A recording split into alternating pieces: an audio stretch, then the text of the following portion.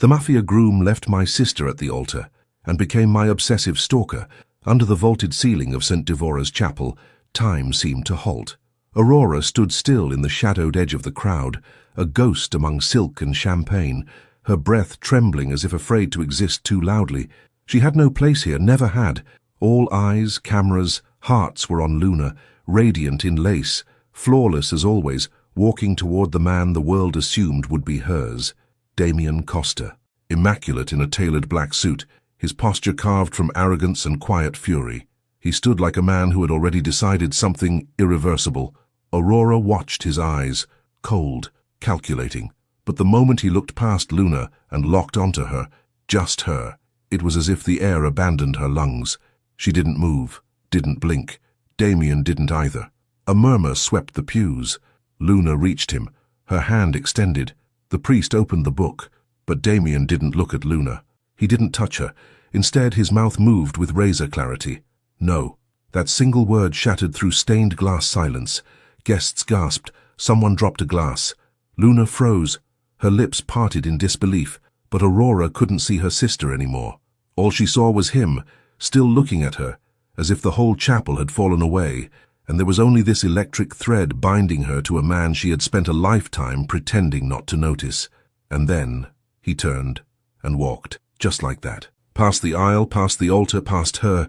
The soft echo of his footsteps on marble carved themselves into her ribs. Aurora couldn't breathe. Her chest ached with some unnameable pressure. She felt naked, exposed, as if everyone could see what she refused to admit. Luna collapsed. A scream followed. Chaos bloomed like fire in dry grass. But Aurora remained still, unmoving in the shadows, his gaze still burning against her skin even after he was gone. The car ride home was a blur of fabric and false condolences. No one asked how Aurora was. No one ever did. She was the silent sister, the overlooked one, the one who never competed because she knew she would lose. But tonight, everything was off axis. The world felt wrong. Her skin buzzed, her heart beat in double time. Later, alone in her room at the Hamptons estate, surrounded by moonlight and silence, she closed the door and locked it, not out of fear of the press or angry guests, but of something else, of him. She moved to the window, parting the curtain just slightly. A breeze caught her hair, nothing outside, no cars, no footsteps, but still, her skin prickled. He had looked at her with a hunger too ancient to be new. She pressed a hand to her chest, willing the ache to stop, the memory to dull. It didn't. She turned, ready to crawl into bed and forget, but paused. On her pillow, where nothing had been before, sat a single black rose. Attached to the stem was a note, plain ivory, handwritten in ink she knew instinctively was his. No name, just 4 words. Now you see me. Aurora's fingers trembled as she held it. Her lips parted in silence, her throat dry. She backed away from the bed, pulse roaring in her ears. The window was still locked. The door had not opened. No one had come in, but he had been here. And worse than that, her body wasn't frozen in terror. It was awake, aware, alive. She should scream. She didn't. She only whispered into the dark, "What do you want from me?" The silence answered with weight, thick as smoke, heavy with knowing. Somewhere far off, a car door closed. He was still out there, waiting, watching. And this was just the beginning. If you're not yet part of our growing circle, subscribe now and walk with me through these stories that burn and breathe. And to everyone, I ask gently, leave a like, a comment. Even the smallest gesture tells me you're there, listening, feeling, and that gives every word a reason to exist. He didn't blink as he watched her from the shadows beyond the chapel's grand entrance, where the marble swallowed sound and the world narrowed to the shape of her shoulders. Aurora. She didn't see him. Not really. She never had. Not when she brushed past him at summer galas. Not when her voice trembled in rehearsed politeness. Not even when she sat by the garden fountain with that boy, Matteo, with her laugh low and unguarded, while Damien stood behind glass, jaw locked, fists bloodless. But today, for a fraction of a breath, she had looked at him, really looked, and he had seen it. The stillness, the ache, the way her silence screamed louder than Luna's spotlight ever had. It ignited something monstrous. He hadn't planned to say no. Not like that. Not in front of cameras and senators and priests wearing gold. But the moment Luna reached him and his eyes drifted, unforgivable, uncontrollable, to the one woman who didn't even belong in the story. Everything else disintegrated. He had trained for control his whole life, to govern emotion, to lead men, to bury weakness. And yet, in that chapel filled with flowers and lies, his mouth opened of its own accord and said it. No, not a refusal, a rupture. Now as he moved through the night, steps echoing against the polished floor of the Hamptons estate, where the Vidal sisters had grown up like orchids in a glass house, he barely felt the air. His fingers slipped into a glove before pressing the lock he had bypassed 100 times before. Her room was where it had always been, at the far end of the second floor, hidden behind a heavy velvet curtain no one else touched. She was inside, breathing, awake. Her breath was a soft rhythm on the other side of the door. He didn't enter. He wouldn't. Not yet. Not until she invited the darkness in herself. But he left the rose, black as regret, and the note, 4 words, a whisper, carved in ink. Now you see me. He knew what that would do to her pulse, to her skin. It wasn't cruelty. It was precision, a slow unraveling. She had spent years mastering invisibility, and he was here to ruin it. Back in the car, parked under trees just outside the estate's gate, he watched the light in her room flicker. Her silhouette moved behind gauzy curtains. The moment her fingers lifted the note, he exhaled for the first time in hours. She didn't scream. She didn't run. Not yet. That was the difference between fear and fascination. She's already listening, he murmured to himself, voice low, dangerous. The driver glanced back. Damien didn't look at him. His gaze remained on the house. Drive. He sank into the leather seat as they pulled away. The image of her still imprinted in his mind, the way her fingers shook when she read his words, the way her lips parted like she might say his name, the way she didn't scream. That silence was a promise. She would try to run, she would try to forget, but her body would remember. Her breath would betray her. Her dreams would twist.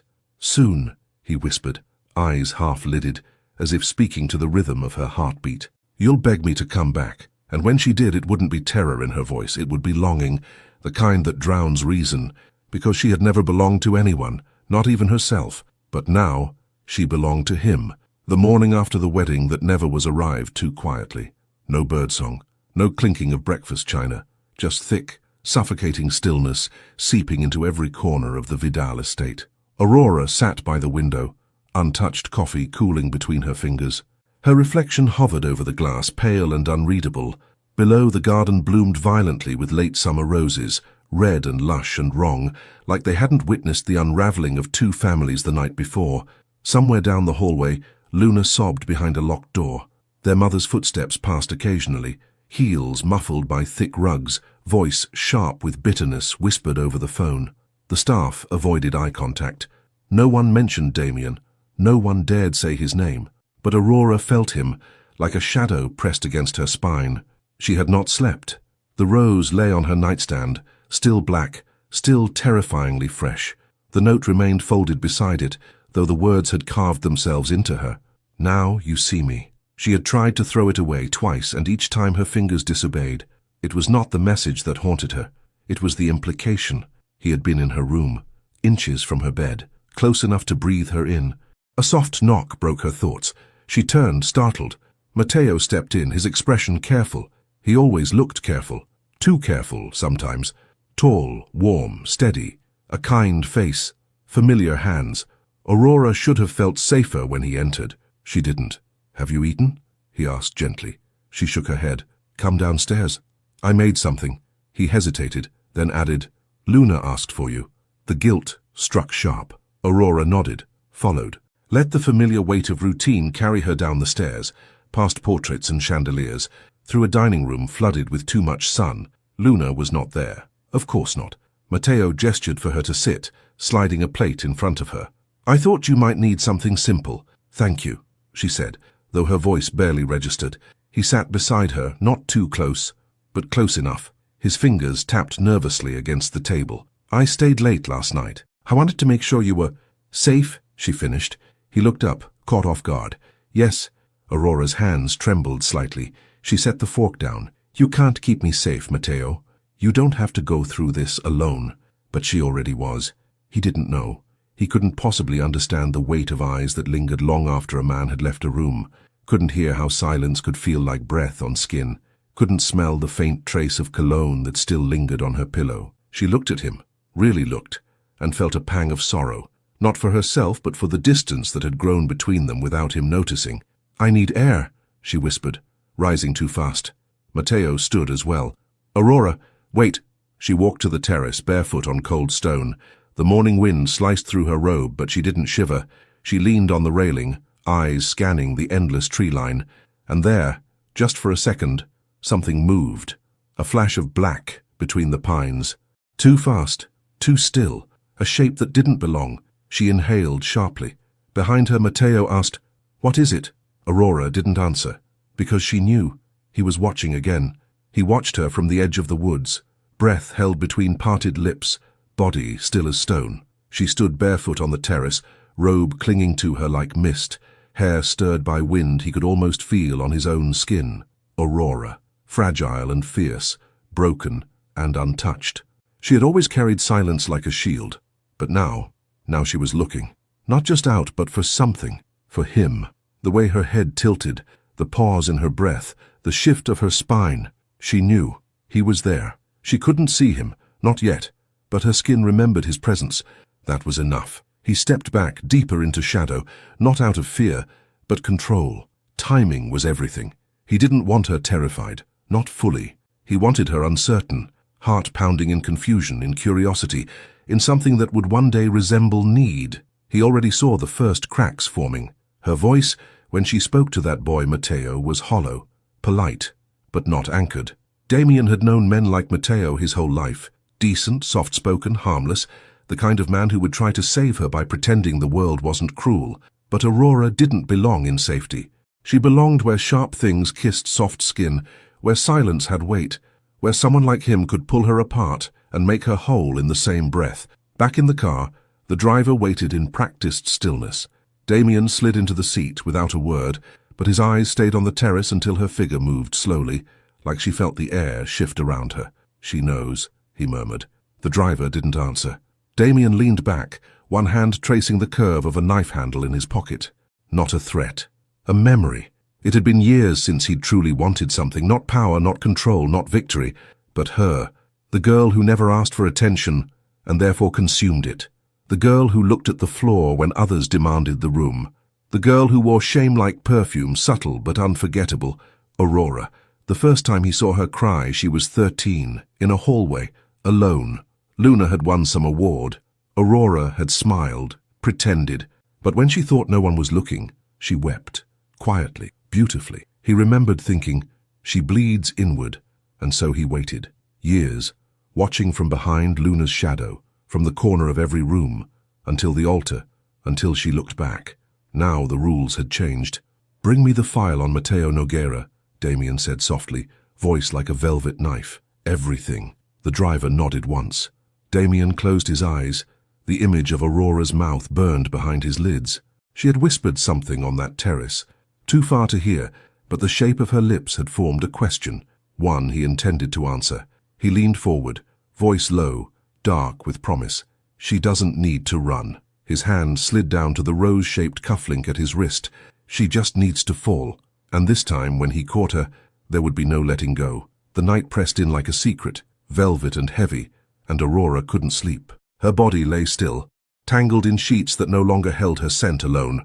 Her skin burned with the memory of breath that wasn't hers, of eyes that had watched her long before she dared to notice. She turned onto her side, gaze fixed on the window, closed, locked, harmless. But her heart didn't believe in locks anymore. Not since the rose, not since the note, not since she'd stepped onto the terrace and felt something shift in the air, like the breath of a predator brushing the back of her neck. She hadn't told anyone, not her mother, not Luna, not Matteo, especially not Matteo. How could she explain the way her body reacted to danger with something dangerously close to desire? She sat up, breathing shallow, the darkness a second skin. The room was quiet, but her pulse betrayed her.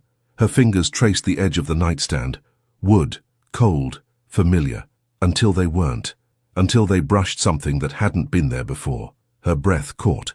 Slowly, she turned her head. There beside the lamp lay her old silver locket, the one she lost 3 years ago at a summer gala. the one she never told anyone about. She stared at it, heart hammering, thoughts unraveling thread by thread. "No," she whispered, voice cracking. She reached for it. Her hands shook. The clasp was untouched, the chain perfect. He'd been here, again, not just once, not just that night. How many times had he stood beside her bed while she slept? How many moments had passed where she believed she was alone, when she never truly was? She pressed her palm against her mouth to keep the scream inside. Not because of fear, not exactly, but because a dark, traitorous part of her felt something else. Thrill. The door creaked behind her. She turned sharply, body locked in place. "Matteo?" He stepped into the faint light, worry etched into the furrow of his brow. "You're not sleeping." Aurora hid her hand under the sheet, curled tightly around the locket. "I couldn't." He crossed the room, hesitating. "You're pale and jumpy. Has something happened?" She wanted to say yes, wanted to pour it all out into someone else's hands and let them carry the weight. But Matteo would never understand this. The way danger had a voice now, a shape, a scent. The way her skin recognized it before her mind did. "I'm fine," she said. Too fast. He sat on the edge of the bed, too close. "I don't believe you. Maybe you shouldn't." He reached for her hand. "You're shaking." "I said I'm fine." His fingers stilled, his gaze hardened. "Aurora, if there's someone—" "There's no one," she interrupted, breath shallow, eyes refusing to meet his. "There's just noise, that's all." But even as she said it, the window creaked slightly under the weight of wind, or something more deliberate. Her gaze flicked toward it, pulse quickening. Matteo followed her stare. "I'll check," he offered. "No," she said quickly, grabbing his wrist without thinking. Her touch lingered, too long, too uncertain. His eyes narrowed. "Aurora, are you afraid of me?" She didn't answer, because she wasn't. She was afraid of who might be listening, and worse, who might be enjoying it. He didn't sleep. He never did when her breath turned erratic, when her fear licked the walls like candle smoke. Damien watched from the black stillness of a nearby rooftop, every window of the Vidal estate framed in his memory, memorized like scripture. Her silhouette had flickered earlier, curled in bed, then upright, pacing, hands gripping something small and silver. The locket. He'd placed it there hours before, slow and deliberate, the same way a spider waits after spinning silk. She touched it like it burned her, and maybe it did. That was the point. He could still feel the ghost of her fingers on his skin. Imagined, yes, but vivid. Every breath she took in panic was a thread tightening around her ribs, and he could hear it stretch from here. The boy, Matteo, had entered. Damien had stilled, listening for every word, every shift in her tone. Her voice was different now, shaken, uncertain, soft like it had never been before. That boy didn't deserve her voice like that, her pulse like that, her fear. That was his. "Are you afraid of me?" Matteo had asked. She hadn't answered, but Damien had. Inside himself, quiet and electric. "No," he whispered to no one. "She's afraid of me." The distinction mattered. He moved through the shadows like water, each step measured, rehearsed, perfect. Cameras disabled, motion sensors distorted. The perimeter around her was an illusion. No lock meant anything to a man who had waited a decade to step through the right door. Inside the back corridor, he paused. The scent of her was everywhere. Lilac and sleep, soap and breath. He let it enter him like sin. The hallway creaked beneath his boots, soft as prayer. He didn't enter her room. Not yet. He passed it. Down the hall, toward the private office her father once used. His gloved hands moved like memory across drawers and hidden compartments. Files, letters, contracts. Matteo's name surfaced too easily. Financials, security logs, travel plans. So many little strings, all knotted around her. He tore the page from the folder with 2 fingers and tucked it inside his coat. Then, like the tide pulling back before a storm, he turned toward her door. It was cracked, open. His breath caught, not from surprise, but delight. She was waking up. He stepped inside. She was asleep, finally, curled in a defensive shape, hair tangled across her cheek, one hand still on the locket, resting just beneath her throat. Her lashes fluttered, dreaming. He watched her chest rise, fall, hesitate. He moved closer, close enough to feel the warmth of her breath. "Mine," he said, just once, just for him. She stirred, lips parting. Her fingers twitched. He leaned in, voice like gravity. "You feel me, even now." Then he left, silent, swift, smiling. By morning she'd swear it was a dream, but her body would remember. The air felt wrong the moment she stepped outside. Heavy, still, as if the world had paused, just for her, just long enough to notice how quiet danger could be. Aurora tightened the wrap around her shoulders, eyes flicking to the tree line beyond the gravel path where the driver waited by the open car door.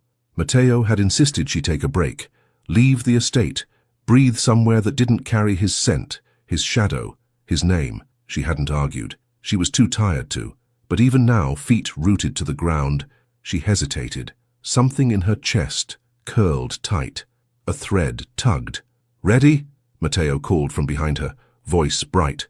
Too bright. She nodded slowly, moving toward the car, each step cautious, measured, as if she were walking into a story she already knew the end of. She slid into the back seat without a word.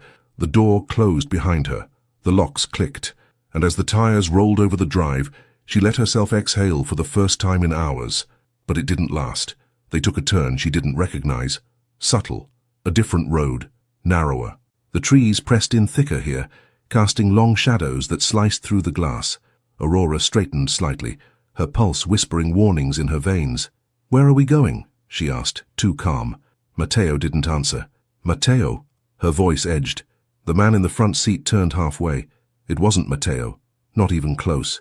Panic rose sharp and cold. She reached for the door handle, but it was sealed. She slammed her palm against the glass, breath catching in her throat. "Stop the car, let me out, let me—" "No one's going to hurt you," the man said evenly. "Mr. Costa just wants you safe." Her blood froze. She clawed at the lock, nails biting skin, breath shortening. No, no, not like this. The windows darkened. Automatic. The light vanished. Her world narrowed to leather and steel, and her own heartbeat thudding like a drum in her skull. When the car finally stopped, her hands were numb. The door opened, not to chaos, but silence. Cold air kissed her skin as she was guided out. Not forced, just handled. The snow crunched beneath her bare feet. A house rose before her. No, not a house. A fortress of stone and glass, perched against the edge of a cliff, wild mountains behind it. The kind of place made for secrets. She didn't speak. Not when the doors opened. Not when the heat of the interior wrapped around her like velvet. Not when she saw him. Damien. He stood at the base of the stairs, dressed in black, eyes unreadable, jaw tight with something between control and hunger. "Aurora," he said softly. She couldn't move, couldn't breathe. "I had to bring you here," he murmured, stepping closer. "You were slipping away." "You took me," she hissed, voice cracked and breathless. "I warned you," he said, voice barely above a whisper. "Now you see me." She shook her head. "You can't do this." He leaned in, so close she could feel the heat of him against her mouth. "I already did." The sound of the door clicking shut behind her echoed louder than it should have, sealing her into a world that didn't belong to time. Aurora stood motionless at the threshold, eyes scanning the interior not with curiosity, but survival. The house was quiet, unnervingly so. Walls made of stone and silence, air heavy with the kind of stillness that screamed louder than chaos. Her bare feet sank slightly into the thick carpet, but her body remained stiff, coiled. Damien didn't touch her. He didn't need to. His presence was a touch all its own. Pressure without contact, heat without fire. He moved past her slowly, without urgency, expecting her to follow. She didn't, not at first. But her body did, a few steps behind, like it already belonged to him and her mind hadn't caught up. The hallway narrowed as they walked, the light dimming with every step. She didn't ask where they were going. She didn't speak. She didn't trust her voice. Her heart was too loud, breath too shallow. He opened a door and gestured inward. "Your room," he said, low, deliberate. She stepped in, cold, clean, perfectly prepared. A room that had waited for her. She could feel it. The bed made with precision. The mirror tilted just slightly. A silk dress folded at the foot. In her size, in her color, the scent of something familiar, lilac and jasmine, coated the air. She turned to him, trembling, rage caught in the knot of her throat. "This is insane," she said. "No," he replied. "This is inevitable." Her hand clenched the edge of the door. "You drugged me." "No, I misled you. There's a difference. You kidnapped me." He stepped closer, not fast, but enough to make her take a step back. "I removed you from a world that never protected you. You don't get to decide what protects me." His eyes locked on hers, burning, unflinching. "Then tell me, Who was going to stop me? Silence. Because the truth was, no one had.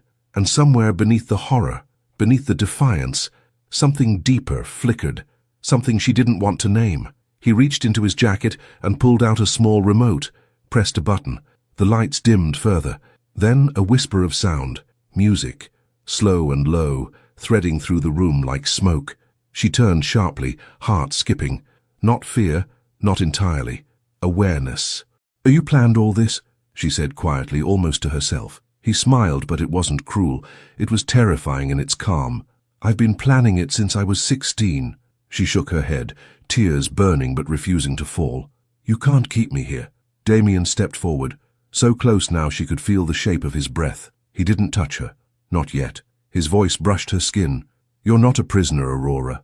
You're mine. She stared up at him, breath caught in the fragile space between resistance and collapse. His hand reached out, slow and reverent, fingers brushing the chain of her locket. You kept it, he murmured. Her lips parted, but no sound came. He leaned in, closer, quieter, until his mouth was near her ear. Sleep if you can. The house will watch you even if I don't. Then he left, the door closing with the finality of a vow. She didn't move, didn't scream, didn't break. But in the dark, her body still burned, with something she no longer had the power to name. She didn't sleep, not truly. Her eyes closed, but her mind didn't soften. It twisted and stretched around the shape of his voice, that whisper against her skin, those 4 words echoing in every breath she took. You're not a prisoner. She repeated them over and over, like a spell she couldn't break, each time trying to decide if they were a comfort or a warning. The house didn't creak. It didn't shift. It breathed. She felt it, the pulse of hidden cameras behind mirrors, the hum of unseen power running through the walls, the silence too clean to be real. Even the air tasted curated. At some point, she rose. Her feet touched the floor like they remembered it. The silk dress on the bed was still folded, but not quite the same as before. Someone had moved it. Not visibly, not violently, but it had shifted just enough to make her chest tighten. Her fingers grazed it, then pulled away as if it burned. The color was wine dark, seductive, soft. She wasn't supposed to want to wear it, but her hands didn't listen to rules anymore. They obeyed instinct. She undressed slowly, as though someone were watching, and she felt it. Heat at the back of her neck, pressure just beneath the skin. The fabric slid over her like a whisper, clinging in all the places she didn't want to be noticed. But she didn't change. She didn't cover. She walked to the mirror, hair loose around her shoulders, lips slightly parted, breath shallow. She stared at her own reflection, waiting for it to tell her something. The door creaked. Her body tensed, back still to the sound. She didn't speak. Neither did he. The silence stretched between them like silk pulled too tight. Then, slowly, she turned. He stood in the doorway, hands in his pockets, gaze dragging over her like smoke. He didn't move forward. He didn't need to. You wore it, he said, voice low, almost reverent. She lifted her chin. You dressed me. No. His eyes darkened. You chose. She wanted to argue, to fight, to claw back some illusion of control, but her skin betrayed her. Goosebumps rose along her arms. Her thighs pressed tighter. Her lips parted just enough to taste the truth between them. What do you want from me? She whispered. He stepped in, closing the door behind him with the softest click. His steps were slow, predatory, patient. I want everything, he said. Every breath, every tremble, every lie you tell yourself before you fall asleep. Her heart pounded so loudly she was sure he could hear it. You think this is love? She asked, voice thinner now. He stopped inches from her, his breath brushing her cheek, fingers lifting a strand of hair behind her ear. He didn't touch more than that, but it shattered her anyway. No, he murmured. This is inevitability. She should have slapped him. She should have run. But she didn't. Instead, her mouth moved before her mind could stop it. I'm not afraid of you. He smiled then, slow and lethal. But you should be. He didn't touch her. Not yet. He simply stood there, close enough that the heat between their bodies turned into its own kind of contact. Intimate, invasive, unbearable. Her breath hitched, but she didn't step back. That would have been permission. That would have been surrender. And she wasn't surrendering. Not to him. Not tonight. You should be afraid, he said again, his voice quiet, sharp, like the edge of a blade held against silk. Aurora tilted her chin, defiance blooming where fear once lived. Then why haven't you made me scream? Damien's mouth curved. Not a smile. No, something darker, something closer to hunger. Because the scream wouldn't be fear. Not yet. And I don't want noise. I want the silence you break when no one else is listening. Her pulse thundered in her ears. She hated how much sense that made. She hated how her knees wanted to tremble and didn't, how her skin craved the chill of his breath more than the warmth of any safe touch. She turned her face, but not away from him, toward the mirror behind him, toward her reflection. Her own eyes met hers, wide and dark and unfamiliar. I don't even recognize myself, she whispered. Damien didn't look away. Good. That means I'm getting closer. He reached into his pocket and pulled something out. She didn't flinch, but she watched his hands like they were weapons. A phone. He unlocked it and turned the screen toward her. A video played. It was her, in the garden, weeks ago, laughing, not alone. Matteo stood beside her, hand on her waist, whispering something into her ear. She had leaned in, smiled, touched his chest. She remembered none of that, but she saw it now, how soft she'd looked, how open, and how, in that softness, she'd exposed everything. She reached for the phone, but he pulled it away before she could touch it. Who recorded that? She asked, throat tightening.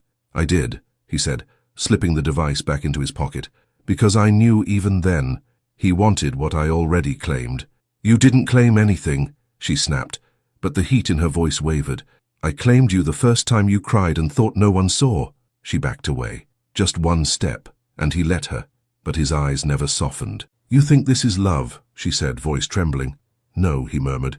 I think this is the truth. You can dress it up in fear and call it obsession, but your body already knows what your mouth won't say. The silence that followed was suffocating. Her back hit the wall. She hadn't realized she'd moved that far. He was in front of her again, shadow swallowing light. His hand rose, not to hurt, not to force, but to hover just above her heart. She could feel the warmth of it seeping through the fabric, sinking with her own rapid pulse. Tell me to leave, he said. She opened her mouth, but nothing came out, because deep down, in that breathless space between want and survival, she didn't want him to go, not yet, not ever. She couldn't breathe, not because his hand touched her, it didn't, not because he'd forced her, he hadn't, but because she didn't speak, because the words refused to leave her mouth, tangled in the heat rising from her chest to her throat, in the fire curling low in her stomach, in the impossible weight of what her silence had just confessed. Tell me to leave, he'd said, and she hadn't. That was the moment. That was the shift. And he knew it. Damien stepped back first, not out of mercy, out of mastery. His eyes lingered on her, trailing down her body as if memorizing the way she looked at the edge of surrender. Lips parted, chest heaving, spine still pressed to the wall like she needed it to hold her up. She hated how his absence felt like more of a touch than his nearness ever had. He turned without a word, and she wanted to scream after him, not in fury but in confusion, in desperation, in the ache of something broken, wide open, and left untouched. She didn't sleep. Again. Hours passed like shadows shifting against the walls.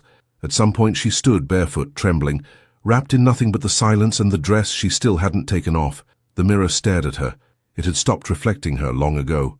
It showed someone else now, someone who had tasted danger and wasn't sure if she was disgusted or addicted. She needed to leave. She moved quietly, without thought, through the door, down the hallway, every step softer than breath. The house didn't resist her. It let her pass like it had been waiting. She reached the front where tall glass stretched into darkness beyond. No guards, no locks, just cold glass and snow. Her fingers touched the door. It opened. She didn't think. She ran. The cold hit her like punishment. Bare skin, bare feet, dress clinging wet against her legs as she pushed into the night. Trees blurred past. The air tasted of frost and desperation. Her breath came in broken gasps. Her heartbeat thudded in her ears louder than any footsteps, until she realized they weren't hers. She stopped, turned. No one. But she knew. She kept running. The road appeared like a ghost, empty, slick, silent. She followed it with no direction, only the whisper of escape. 10 more steps, 20, 100, until she collapsed at the edge of the pavement, body shaking, lungs searing, vision black at the edges. She dropped to her knees. Snow soaked her palms. Her lips moved in silent prayer, not for rescue but for clarity, for control, for the part of her that once knew how to run and never look back. Lights. A car. Headlights curved around the road. She stood too fast, waving her arms, screaming, voice cracking. The car slowed, brakes hissed, and as the door opened, her knees nearly buckled in relief until she saw the figure step out, calm, clean, unbothered. "Damien, you ran," he said, voice like ice cracking under fire. She staggered back. "So you let me?" His head tilted. "Of course you needed to know." Her voice broke. "Know what?" He stepped forward once, slow and certain, that no matter how far you go, I'm already there. She didn't cry. She just closed her eyes and whispered, "Then take me."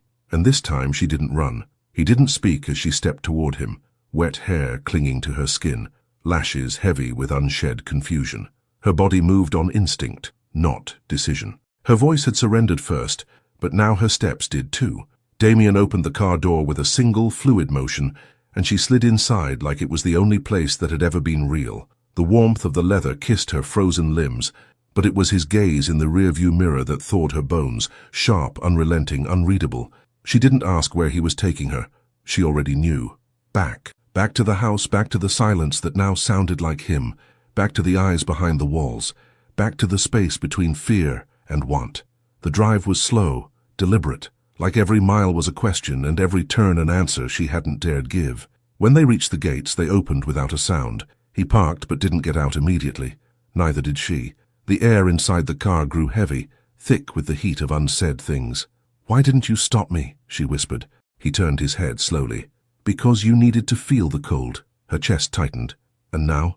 "Now," he murmured. "You'll never mistake warmth for safety again." He stepped out and circled to her side, opening the door like a gentleman with a gun beneath his coat. She took his hand, not because she had to, because her body craved the contact like a starving thing. He led her inside, not to her room, not to the silence, to a different corridor, one she hadn't seen before, where the lights dimmed with their footsteps and the walls grew darker with every turn. He paused before a mirrored door. "Are you ready?" he asked. She should have said no. She nodded.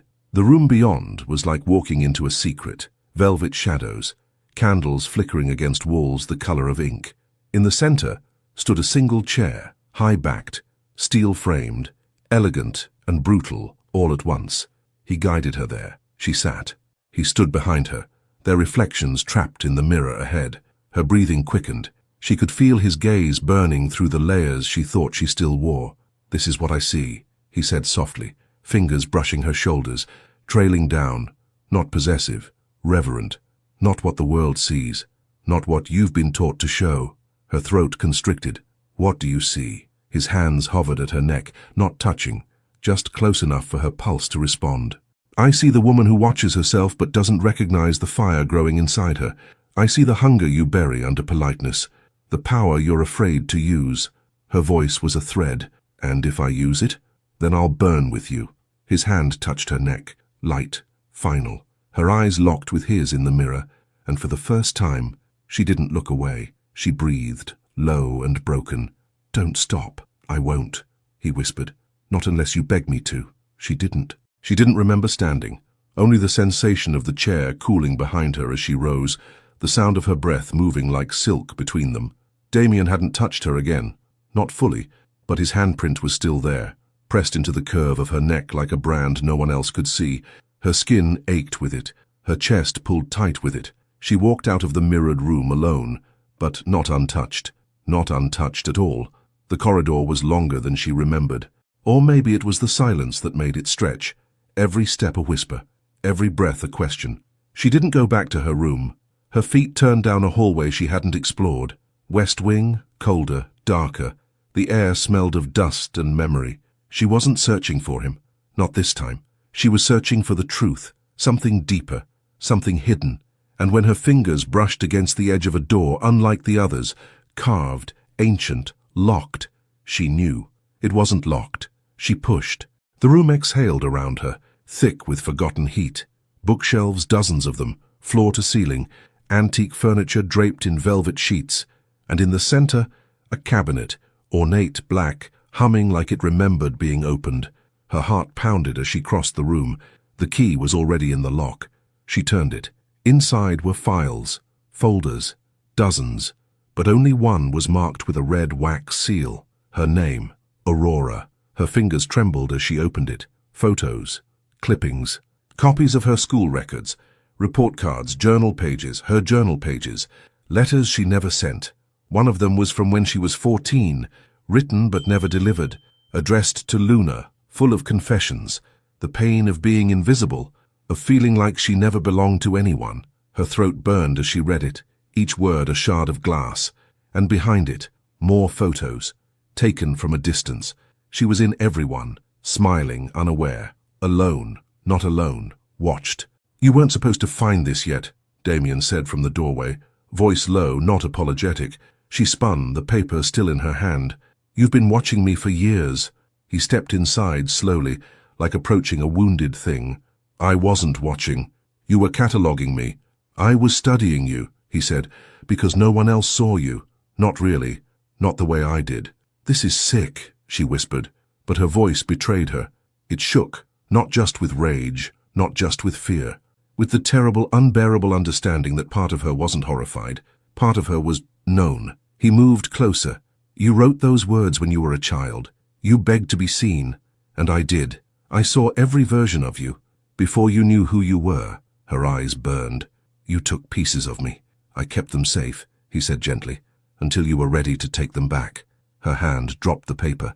It floated to the floor like a surrender she wasn't ready to admit. He stepped close enough for her to feel his breath again. "Tell me to burn it all," he whispered, "and I will." She didn't, because a part of her, the part he'd uncovered, wanted to keep it, wanted to remember who she was before the fire, and who she was now, that she'd stepped into it. She stood in the quiet, staring down at the pieces of herself strewn across the floor, each one a breadcrumb leading back to the girl she used to be, the girl who hid behind her sister's brightness, who whispered her pain into pages never meant to be read.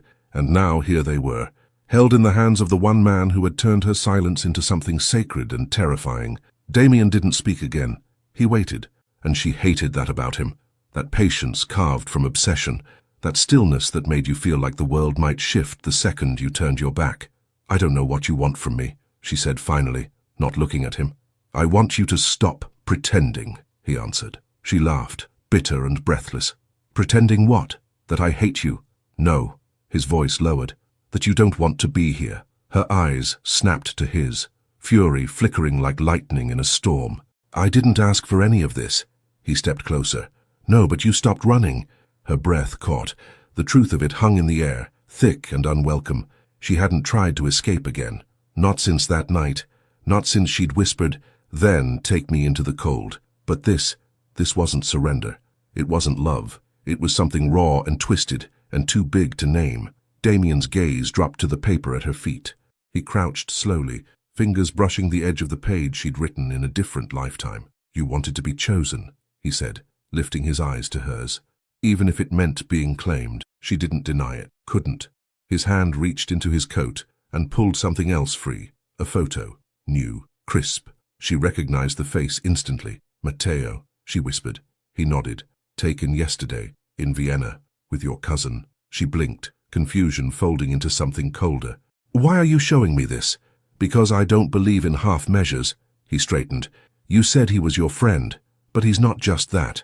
Her stomach turned. "What are you saying?" "He's working with someone.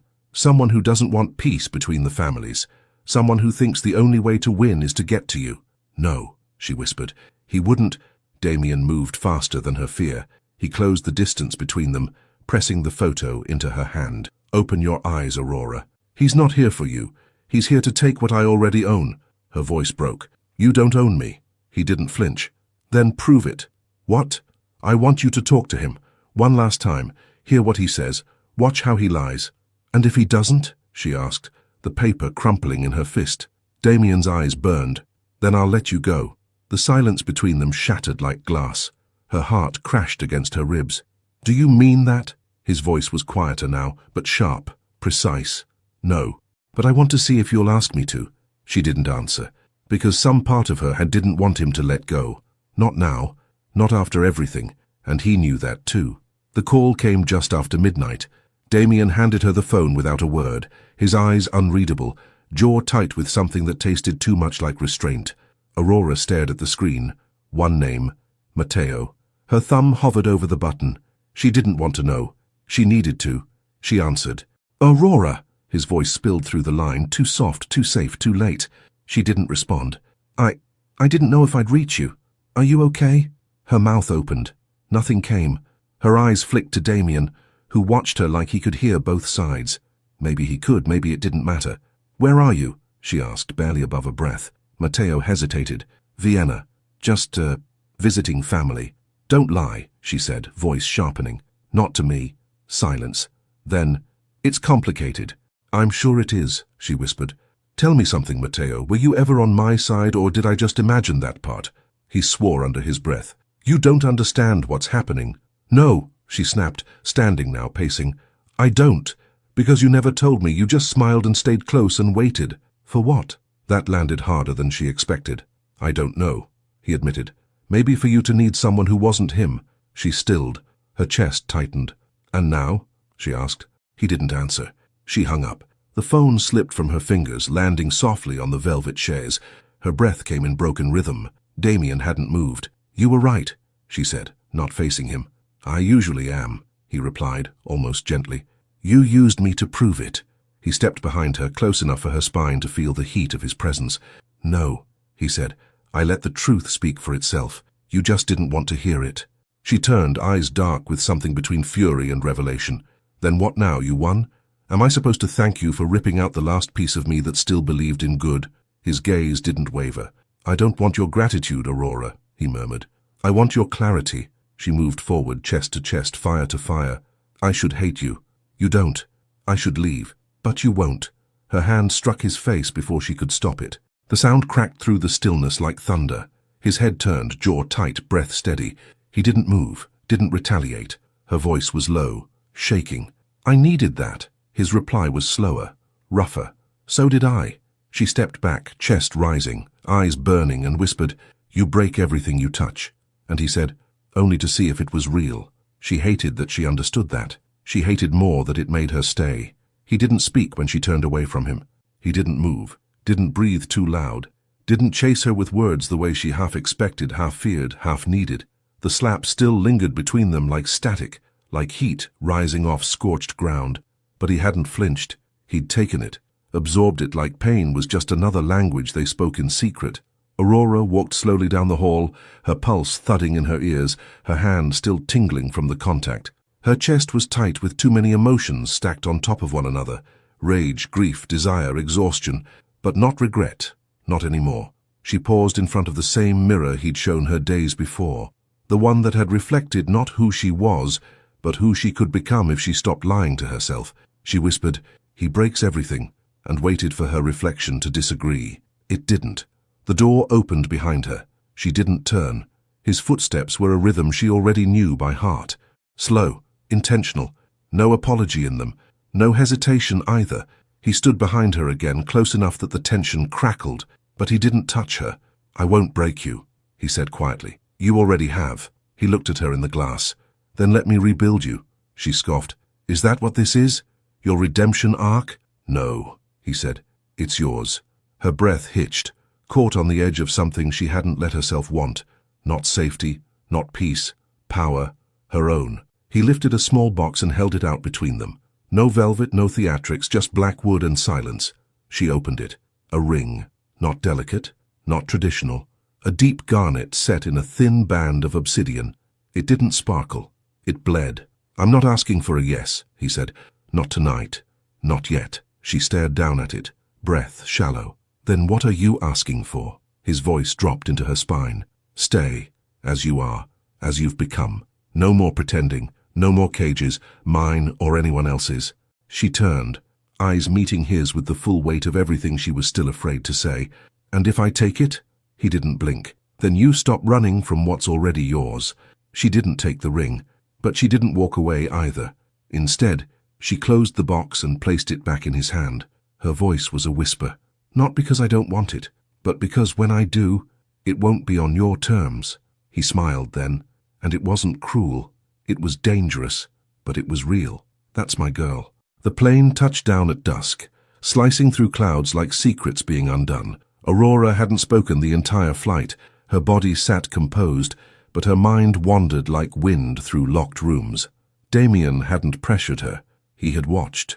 the way he always did, like she was a living flame and he was trying to decide whether to worship or consume her. She felt it now, even as the city lights of New York rose beneath them, familiar, loud, overwhelming, her home once. But she wasn't the same girl who'd left it shivering and silent. She stepped off the jet with steady feet and a storm tucked behind her eyes. The estate greeted them with polished floors and servants who didn't meet her gaze. She passed through it all untouched, trailing silence like perfume. Her mother was waiting, lips tight, voice clipped, arms crossed as if grief and shame were interchangeable. But it was Luna who stopped her. Luna in the hallway, in the place where their childhood once echoed. "Can we talk?" her sister asked softly. Aurora nodded, though part of her wanted to disappear. They moved to the drawing room. The door closed behind them like a final note. Luna stood near the window, arms folded over herself. She looked beautiful, of course, even in sorrow. But there was a fragility in her now, something transparent. "I didn't know what to feel when you left," Luna said. "I wanted to hate you." Aurora looked down. "I thought you did. I tried." Luna turned, eyes shining. "But I couldn't. Because deep down, I think I always knew." "Knew what?" "That he wasn't really mine. Not the way he looked at you." The words sliced, not in cruelty, but in clarity. Aurora blinked, throat tightening. "I didn't want this," she whispered. "I didn't ask for him." "I know," Luna said, "but you didn't run. And that means something." Aurora stepped forward. "Luna." "No." Her sister raised a hand. "Don't apologize, just tell me. Does he make you feel seen?" Aurora exhaled, slow, measured. "He makes me feel like the only thing in the room." Luna smiled, small and tired. "Then maybe it was always supposed to be you." Silence held them a moment longer before Luna crossed the space between them and wrapped her arms around her sister. They held each other the way they hadn't in years, like girls again, like women who knew what it meant to shatter and still choose softness. When Aurora left the room, Damien was waiting. "Well?" he asked, voice low. "She forgave me," she said. "And?" "She gave me permission to stay." He stepped forward, hand brushing her jaw. "You never needed permission," he murmured, "but I'm glad you have it." She leaned in, her lips barely a breath from his. "Good," she whispered, "because I'm not leaving." He didn't kiss her, not yet, but the promise of it pulsed between them like a heartbeat shared. This time she wouldn't run. The storm didn't come with thunder. It came in silence. Damien knew the signs, slight delays in communication, a shift in tone from allies who suddenly spoke too carefully, the tightening of invisible threads across a web only he could feel. He stood in the study, hands clasped behind his back, staring at the fireplace that hadn't been lit in months. His eyes didn't flicker, but something inside him coiled tighter with every breath. Aurora was upstairs, asleep, or pretending to be. He hadn't gone to her, not since the moment she said she was staying, because something about the way she said it had made him want to give her space, even as he burned to pull her closer. A knock, soft, coded. He turned. Luca stepped in, eyes grim. "Vienna." There was a breach. Matteo's cousin, dead, tortured. Damien's jaw tensed. "And the message?" Luca hesitated. "It was meant for you." A long silence followed, heavy as smoke. "Then they're ready," Damien said quietly. Luca nodded. "And so are we." Damien dismissed him with a glance, but his body didn't move, not until he heard her footsteps, soft, bare. He didn't turn until her breath reached his shoulder. "Something's wrong," Aurora said. He turned slowly, meeting her eyes. She wore one of his shirts, too large, too soft, and nothing beneath it. It should have distracted him. It didn't. He reached up, fingers brushing her wrist. "There's going to be a war," he said. "Not in the streets, not in the papers. In the shadows." She didn't flinch. "Because of me?" "No," he said.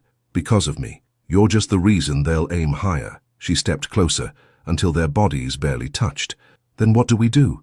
He studied her face. She wasn't afraid. Not anymore. "We get married," he said. The words slipped from his mouth without hesitation, but he didn't take them back, didn't soften them, didn't offer a ring this time. Just truth, naked and raw. Her eyes widened, but she didn't pull away. "Now?" "Soon. Public. Loud, legal." "Why?" she asked. "Because when you wear my name, no one touches you without bleeding first." Her lips parted, but no words came. She looked at him, really looked, and saw it. The weight behind the calculation, the need behind the control.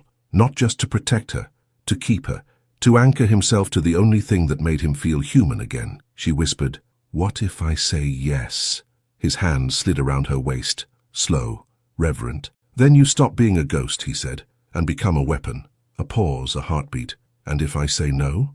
His voice dipped lower. "Then I still keep you. But the world won't see it until it's too late." Her breath caught. Her fingers tightened on his shirt. "I'm not afraid of you," she said again. He leaned in, forehead brushing hers. "I never asked you to be." And this time, when he kissed her, it wasn't possession. It was promise. The dress was nothing like what she imagined she'd wear to bind herself to someone like him. It was black, sleek, a slip of silk and darkness that kissed her skin like reverence, like surrender. No veil, no flowers, just her and the reflection of who she'd become staring back at her through the gilded mirror in the estate's hidden chapel. The air around her pulsed, thick with anticipation and something deeper, like a heartbeat shared across walls. She couldn't hear music, only the slow, steady rhythm of her breath and the way her name might sound when he finally said it with forever behind it. She descended the stairs alone. No one gave her away. She wasn't being given. She was choosing. And he was already there, waiting in black on black, hands folded, mouth a line of restrained desire and focus. The guests were shadows, only the important ones, only the ones who mattered when blood and legacy kissed paper. But she only saw him, only the storm in his eyes when she reached him. "You came," he murmured. "You knew I would," she whispered. He didn't smile, not fully. He only exhaled like he'd been holding his breath since the moment he first saw her. The vows were unspoken. They didn't need them. A single nod from each, and the officiant stepped back like even tradition didn't dare interfere. Damien lifted her hand and slid the ring onto her finger. Black stone, silver band, heavy as a vow. Then he looked at her, truly looked, and said so softly only she could hear it, "Now they'll never question who you belong to." She leaned in, her lips ghosting over his ear. "I never did." The kiss wasn't chaste. It wasn't careful. It was war disguised as worship. His hands at her waist, hers in his hair, the air crackling around them as the chapel watched history being rewritten in skin and breath and hunger. They left in silence. No rice, no applause. Just a black car and the road unfolding into night. Damien didn't speak as he poured 2 fingers of whiskey and handed her a glass. He didn't toast. He only watched her drink, then followed. "What happens now?" she asked, the heat in her throat sinking lower. He reached for her hand, twisted it slowly, deliberately, to show the ring gleaming like a secret only they understood. "Now," he said, "you learn how it feels to be untouchable." And after that, he pulled her onto his lap. Her dress rode up. His mouth met hers, hot and unyielding. "After that," he breathed, "you'll never remember a world where I didn't belong to you." She didn't answer. She didn't need to. Because in that moment, wrapped in danger and silk and something dangerously close to love, she knew this wasn't the end. It was the beginning. The villa in the Alps wasn't silent. It breathed. Windows, tall and arched, let in silver light, dusted in frost, casting ghost shadows across stone and velvet. Aurora stood barefoot on the cold floor, her fingers tracing the edge of the window pane, watching clouds roll through the mountains like they knew her secrets.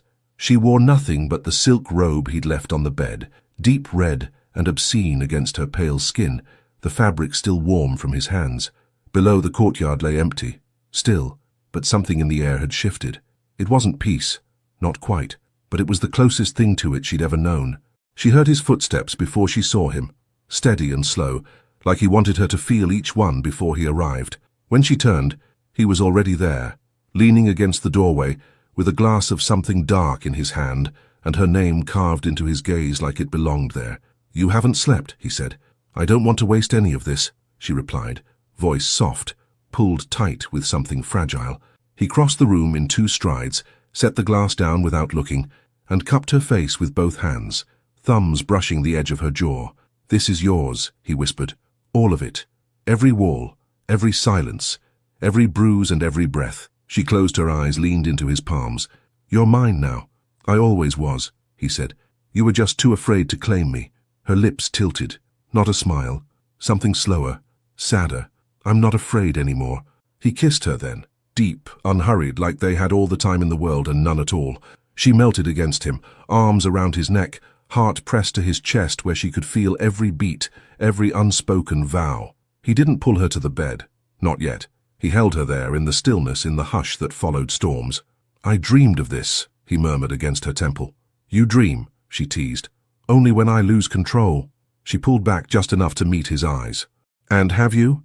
"Completely." She didn't answer. She didn't need to. That night she let him unmake her again, piece by piece. But this time, there was no resistance, no fear, only the sound of his voice in her ear saying her name like it was a prayer and a curse and a promise all at once.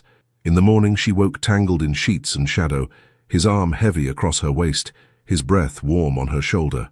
"Damien," she whispered. He stirred. "I want it all," she said. He didn't open his eyes. He only smiled. "Then it's already yours." And outside, beneath the weight of snow and secrets, the world held its breath, for them. The air was different now, not lighter, never that, but deeper, like every breath she took meant something more. Aurora stood at the edge of the villa's rooftop garden, snow melting beneath her bare feet, moonlight catching in the loose strands of her hair. The mountains stretched out before her, endless and cold, but she no longer felt small against them. She felt claimed. Not just by him, by herself, by the silence she once feared, by the fire she no longer tried to extinguish. She wore his coat over her nightdress, too big, too warm, smelling of spice and smoke and skin. Her hand found the edge of the ring on her finger, still strange, still heavy, but hers. She twisted it slowly, like a secret she hadn't finished telling. Below, the lights in the villa glowed gold through the windows, soft and deliberate, like every corner of the place had been taught to whisper her name. Behind her, the door creaked open. She didn't turn. His voice followed, low, velvet, too close to her skin. "You always find the highest places. I need to see everything," she murmured. He moved behind her, wrapping his arms around her waist, chin brushing her shoulder. "Looking for threats?"